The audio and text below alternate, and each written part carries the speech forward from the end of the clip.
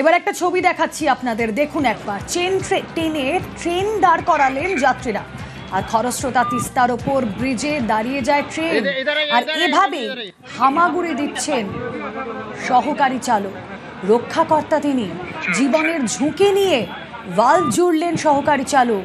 ট্রেনের তলা দিয়ে জীবনের ঝুঁকি নিয়ে হামাগুড়ি জুড়লেন ভালভ।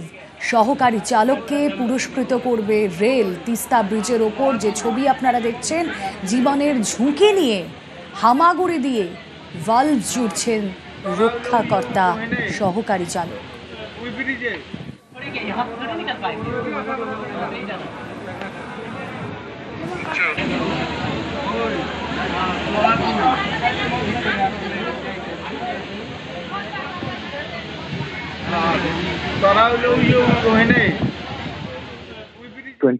জুলাই ট্রেন ছিল আপনার 15704 NBQ NJP প্যাসেঞ্জার। আর ট্রেনটা যখন তিস্তা ব্রিজে ছিল তখন এসিপি হয়েছিল অ্যালার্ম চেন পুলিং, আর ব্রিজের উপরেই ট্রেনটা দাঁড়ায় যায়। আর তারপরে যেটা এএলপি ছিল আপনার assistant loco pilot Kumar Sourav, ওরা ইঞ্জিন থেকে নেমে তারপরে ট্রেনের যেটা কোচ আছে কোচের নিচে গিয়া আপনার এটা রেকটিফাই করলো আপনার অ্যালার্ম চেন পুলিং। আর ব্রিজের উপরে ছিল সেজন্য এটা অনেকই ডিফিকাল্ট কাজ ছিল।